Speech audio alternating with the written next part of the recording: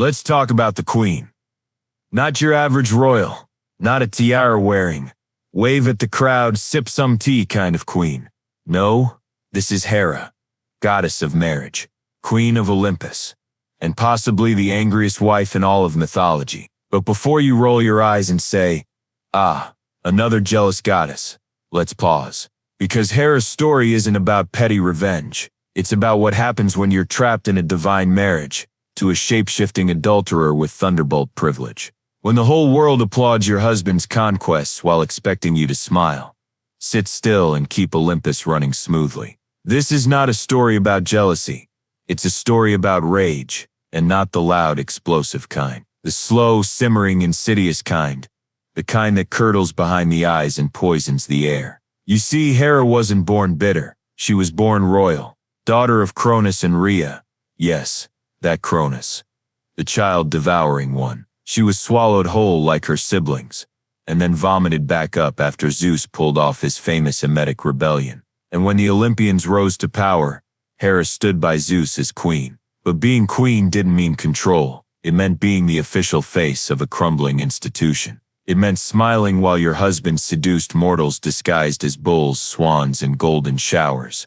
And yes, those are actual myths, not metaphors. It meant knowing the world would remember his power, but your pain would be labeled hysteria.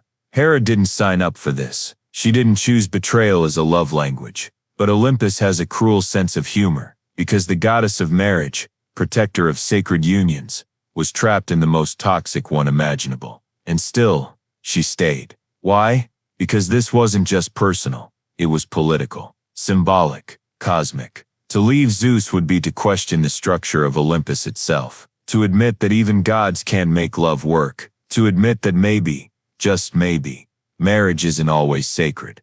Sometimes, it's strategic. Sometimes, it's survival. So Hera stayed, and she adapted. Her smile sharpened into a weapon. Her silence became strategy. Her love, weaponized, politicized, and pushed into the background, replaced by duty. And when her rage could no longer be ignored, it erupted. Not at Zeus. No, that would be too easy, too expected. Instead, it spilled out sideways, at his lovers, his children, anyone who reminded her of the betrayal she wasn't allowed to name. That's how we meet her in most myths, as the antagonist, the villain, the furious goddess tossing lightning bolts and curses at mortals who never asked to be involved in divine infidelity.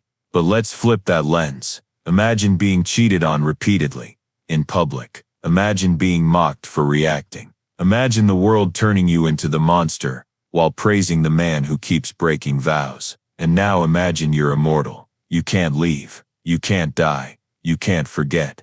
That's Hera. She's not cruel. She's cornered. She's not unstable. She's silenced. And yet, somehow, still expected to bless every wedding on earth with joy and fidelity. The irony could burn Olympus down. But Hera doesn't burn the mountain. She curates her fury, turns it into ritual, into resistance, into legacy. Because if she can't be free, she'll make damn sure no one forgets her chains. Let's rewind. Before the fury, before the betrayals, before Hera became the symbol of divine wrath and marital vengeance, there was courtship. Yes, Zeus courted Hera, and not with thunder or arrogance, but with charm, with persistence, with lies, obviously. Because even gods have a playbook. According to the myths, Hera initially refused him. She wasn't interested. She saw through him. She knew his reputation, even before Olympus had PR. But Zeus was determined. So what does the king of gods do when faced with rejection? He shapeshifts, of course. Zeus transformed into a cuckoo bird, cold, trembling, pitiful, and flew into Hera's lap during a storm. She, moved by compassion, cradled the tiny creature to warm it. And that's when he changed back. Yes, he seduced her through emotional manipulation and animal cosplay. Charming. She married him. Eventually, whether out of pressure, politics, or some faint belief that maybe, just maybe, she could soften him. Spoiler, she couldn't, because Zeus wasn't looking for a partner. He was looking for a mirror, a pedestal, a queen, to legitimize his rule, not question it. And once he had her, the queen, the status, the divine union, he returned to his appetites. Mortal women, nymphs, goddesses, anyone and anything, sometimes through flattery, sometimes through disguise, and sometimes through outright assault. Let's not sugarcoat mythology. And HERA, she watched, not from indifference, but from obligation, from duty, from Olympus, the golden prison she helped build. She couldn't leave, but she could act. And that's when the myths start calling her Vengeful. When she punishes Semele, a mortal who bore Zeus a child, and tricks her into demanding to see Zeus's true form, which of course incinerates her instantly. Or when she turns Io, another of Zeus's flings, into a cow. Not because she hates cows, but because it's the only way to trap her without killing her. Or when she chases Leto, mother of Apollo and Artemis, across the world, forbidding any land to offer her refuge during childbirth. These aren't random acts of cruelty. They're precision strikes. Terrifying, yes, but also tactical. Because HERA's not trying to stop Zeus. She's trying to remind the world, you do not cross the queen without consequences. But here's the tragedy. Every curse, every punishment, every cruel twist of divine justice, it's aimed at someone else. Zeus remains untouched, worshipped, feared, adored, while HERA becomes the villain in her own story. The nagging wife, the bitter queen, the petty goddess who can't get over it. And yet, she's still the one who governs marriage, still the one invoked in vows, still the one humans pray to for fidelity, while her own husband defiles the very concept. It's almost poetic, like putting the god of war in charge of peace talks, or naming a tornado. Harmony. But that's the thing about Olympus. It doesn't care about irony. It cares about image, about power, about keeping HERA exactly where she is. Not because they love her, but because they fear what she might become. If she ever stopped playing her part. By now, the pattern was clear. Zeus strayed, HERA retaliated. Mortals suffered, Olympus looked away. But HERA was no fool. She understood the game, and she stopped playing defense. Instead, she started writing her own rules. She became a strategist, a force of calculation cloaked in ceremony. If Olympus would not honor her loyalty, she would make them fear her discipline. And make no mistake, HERA was disciplined. While Zeus paraded his passions like conquests, HERA built influence. Subtle, relentless, regal. She wasn't the goddess of chaos. She was the architect of accountability, the only one willing to say actions have consequences. The beloved demigod, child of Zeus and a mortal woman, Alchemy, a boy born from deception, from violation, from the same divine indifference, HERA had come to know all too well.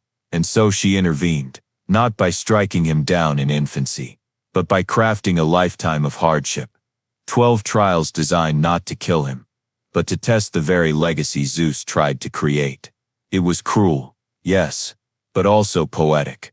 Heracles wasn't punished because he was weak. He was tormented because he was strong. And HERA knew the world would confuse suffering with greatness. That was her brilliance. She didn't destroy Zeus's children. She turned them into monuments of pain. Each one a reminder that no act of betrayal comes without a shadow. But there was a price, because vengeance, even justified, has a toll. And for HERA, the cost was isolation. The other gods grew wary of her, not because she was unjust, but because she was unrelenting. She became the thunder behind the crown, the silence behind the spectacle. Her name was spoken with reverence and hesitation, because it's easier to mock a woman's anger than to admit she might be right. Easier to call her bitter than to acknowledge she's enduring what no one else dares confront. And HERA, she felt it. The distance, the whispers, the uneasy alliances that cracked when the room got quiet. Even her own children bore the mark of Olympus's dysfunction. Hephaestus, the craftsman god, brilliant but disfigured, thrown from the heavens by HERA herself, in some versions. In others, he's cast out by Zeus, and HERA takes him in out of pity, or pride, or both. Either way, the story is the same. Pain isn't rare on Olympus. It's inherited, and motherhood, for a goddess, offers no protection from the politics of power. Then there's Ares, god of war, fierce, impulsive, resented even by his fellow immortals. Hera's son, yes, but never her shield. Because Ares represents violence without purpose, and Hera, for all her fury, never struck without reason. Her war was colder, sharper, waged through decisions, not swords. Still, they call her cruel. Because Olympus, like the world below, mistrusts a woman who refuses to be soft.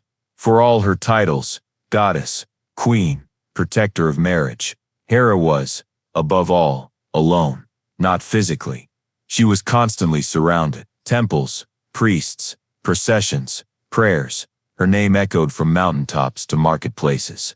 But adoration is not affection, and authority isn't companionship. What Hera lacked wasn't followers. It was allies. Because Olympus was a stage, and everyone on it played a role. Zeus, the untouchable patriarch. Athena, the idealized daughter. Apollo, the golden boy. Dionysus, the wild card. And Hera, she was the regulator. The enforcer, the one who kept order while the others chased chaos.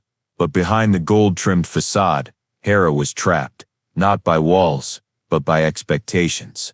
She couldn't rage without being called unstable. She couldn't grieve without appearing weak. She couldn't leave without unraveling the very institution she represented. So she stayed, and with every betrayal, every whispered insult dressed as myth, she grew quieter, not weaker, colder. There's a kind of silence that isn't empty. It hums with contained storms, with unshed fury, with the ache of being unheard. Hera carried that silence like a crown. Even among the gods, no one really saw her, not as she was, only as what she represented. She became a symbol, a cautionary tale. The angry wife, the eternal scorned woman. But that wasn't the whole story, because Hera felt deeply. She loved intensely, too much maybe, which made the betrayals cut deeper than any thunderbolt ever could. She wanted loyalty, respect, not from mortals, from her own kin. But the truth is, Olympus didn't know what to do with a woman like Hera. A woman who held power, not just ceremonial, but actual. A woman who refused to be ornamental. A woman who could not, would not, be ignored. And so they turned her into something else. An archetype. A caricature. The jealous goddess. The one who ruined parties, cursed lovers, and turned innocent mortals into frogs, or cows, or constellations, depending on the level of offense. It was easier to mock her than to understand her.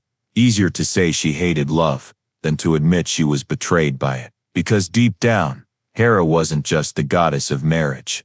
She was its prisoner. Olympus wasn't just a dysfunctional family. It was a divine reality show. Each god had their gimmick, their brand, their chaos. And Hera, she was the producer trying to keep the show from getting canceled. But the cast rarely cooperated. Take Dionysus, the god of wine, ecstasy, and inconvenient truths. A walking contradiction, wild, yet wise, carefree, yet oddly prophetic. Zeus loved him, worshipped him, even. A son born from flame and stitched into a thunderous thigh. Don't ask, then delivered to Olympus, like a chaotic miracle. Hera saw him differently. To her, Dionysus wasn't just another bastard child. He was proof. Proof that no matter how many times Zeus betrayed her, the universe would twist itself to celebrate the result, even elevate it. Dionysus got festivals. Hera got reputation damage. And that imbalance, that casual rewriting of justice, enraged her. She didn't hate Dionysus. Not really, but he became the symbol of everything she couldn't control. And symbols? Hera didn't ignore them. She reshaped them. Then there was Aphrodite, the goddess of love, sensual, magnetic, devastating. She walked through Olympus like a poem set on fire, and everyone watched her burn. Aphrodite didn't ask for permission. She didn't apologize for desire. To Zeus, she was temptation personified. To Hera, she was dangerous. Not because of what she did, but because of what she represented. Aphrodite wielded the power. Hera had been denied the ability to bend gods and mortals without consequence, to be adored without responsibility, to be shamelessly wanted. Hera, meanwhile, was bound by protocol. She had power, yes, but it came with a leash. Aphrodite was chaos draped in silk. HERA was structure carved from stone, so when Aphrodite meddled in affairs of the heart, triggering wars, betrayals, and bloodshed, HERA bristled, because love to her wasn't a game. It was a wound. A fragile, sacred thing that Olympus had turned into sport. Their rivalry wasn't just mythic, it was philosophical. Aphrodite celebrated emotion. HERA demanded order. They weren't opposites, they were warnings. One about indulgence, the other about endurance, and between them the entire pantheon danced, switching sides depending on who held the better wine or sharper threat. But no matter who the gods favored, one truth remained. HERA endured. Not because she enjoyed it, not because she was noble, but because she knew, deep in her immortal bones, that stepping away meant surrendering the very structure she was built to protect. And Olympus needed her, even if they'd never admit it. Time did what time always does. It twisted the story, and HERA, once the sovereign of Olympus, became something else entirely. Not a goddess, not a queen, but a punchline. The myths rewrote her. They trimmed the nuance, sanded off the complexity, and replaced her with a stereotype that was easier to digest. Jealous, harsh, petty, the angry wife with lightning in her eyes, and a score to settle. And Zeus, he got a throne, a beard, a meme-worthy aura of boys will be boys. Funny how that works. The tales that reached mortal ears weren't interested in balance. They weren't trying to understand HERA. They were trying to control the narrative, to paint divine dysfunction as noble, and to redirect blame wherever it was most convenient. And HERA, she was too powerful to be a victim, but too female to be forgiven. So she was cast as the villain, even when she protected sacred vows, even when she punished betrayal, or when her fury was justified, necessary, surgical. They turned it into madness. They erased her dignity, then mocked the ruins, and mortals, eager to make sense of a chaotic pantheon, latched onto the version that required the least reflection. Because it's easier to laugh at HERA's tantrums than to ask why the goddess of marriage was always left holding the wreckage of everyone else's desire. It's easier to mock the fury than to admit the pain beneath it. But the erasure wasn't accidental. It was political. Because HERA's true power wasn't in storms or shrines. It was in what she represented. The idea that women could rule without permission, that strength could be silent, that loyalty could have limits, and that terrified Olympus. Because power, real power, isn't loud. It's constant, unrelenting, still standing after everyone else has walked away.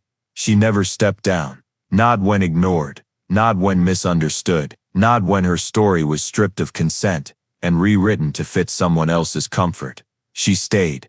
While statues were built and temples fell, while empires boomed and collapsed, she remained. Not the version they chose to remember, but the one they could never erase. So how should she be remembered? Not as bedtime caution, not as the scorned wife immortalized by men with pens and grudges, but as she truly was. The mind beneath the crown, the force behind the fury, the presence that refused to fade, no matter how the myth was twisted. Strip away the divine theater, the drama, the curses, the theatrics, and what's left isn't monstrous, it's heartbreakingly familiar. A woman handed impossible roles, told to carry everything and collapse over nothing, asked to elevate tradition while being crushed by it. She wasn't born vengeful, she was sculpted into it, by reverence without respect. And that's why her story still resonates. Because HERA isn't just a character from myth. She's a reflection, for anyone called too much for setting limits, for every truth-teller dismissed as dramatic, for every woman forced to walk the tightrope, strong but gentle, fierce but quiet, divine but invisible. HERA lived that paradox. She ruled from within it. And while the others chased glory or pleasure or war, she held Olympus together with clenched fists and an iron will, not for applause, but because someone had to, and maybe, just maybe, she stayed not out of weakness, but because she knew what no one else did. That survival is resistance, that staying is sometimes louder than leaving, that the most dangerous woman is the one who outlasts the myth. So the next time you hear HERA's name, don't picture thunderclouds and jealousy, picture endurance, elegance under pressure, a divine flame that refused to flicker out, because HERA wasn't just the goddess of marriage, she was the goddess of limits, of lines drawn in gold, of dignity sharpened into defense. She didn't need to raise her voice. Her silence was an earthquake, and while Olympus tried to forget that, we won't. So, let's recap. Hera didn't start as the villain. She was the queen, loyal, powerful, betrayed. Zeus lied, shapeshifted, seduced, repeated. Hera stayed. She struck. She endured. The myths mocked her. The gods ignored her. But beneath the rage was strategy. Beneath the title, a woman who refused to be erased. If this episode gave you insights about power, gender, or why rage sometimes feels like the only language left, hit the like button. Tap subscribe to meet the gods beyond the glory. And ring the bell. Because next time we're diving deep into pure chaos. Aphrodite, born from blood and foam and emotional chaos. It's messy. It's magnetic. It's myth at its most seductive. Thanks for being here. For listening. Really listening. Stay thoughtful. Stay questioning. See you in the next episode.